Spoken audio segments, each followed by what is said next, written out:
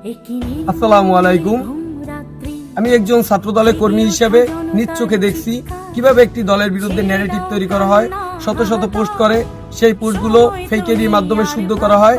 আমি আপনাদের বিএনপি করতে বলছি না, কিন্তু যেটা দেখছেন তার সত্যতা যাচাই করুন। মনে রাখবেন, বাংলাদেশ জাতীয়তাবাদী দল বিএনপি এদেশের গণতন্ত্র রক্ষার প্রহরী।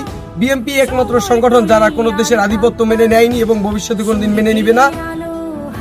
বিএনপি এদেশের স্বাধীনতা এবং সার্বভৌমত্বকে সর্বোচ্চ গুরুত্ব দিয়ে দেশের সাধারণ জনগণের জন্য কাজ করছে। বিগত দুঃশাসনের সময় আপনারা দেখেছেন বিএনপির বিরুদ্ধে নানান ষড়যন্ত্রে লিপ্ত ছিল ফেসিবাদের দোসররা, কিন্তু কোনো লাভ হয়নি। টেকনাফ থেকে তেতুলিয়া, রূপসা থেকে পাথুরিয়া, 1,47,570 বর্গ মাইলের ভিতর এমন কোনো স্থান নেই যে স্থানে বিএনপির নেতাকর্মীরা এদেশের জনগণের জন্য কাজ করছে না। বিএনপি হলো আলো, যে আলো কখনো ঢেকে রাখা যায় না। আলো আলো দিবি ইনশাল্লাহ।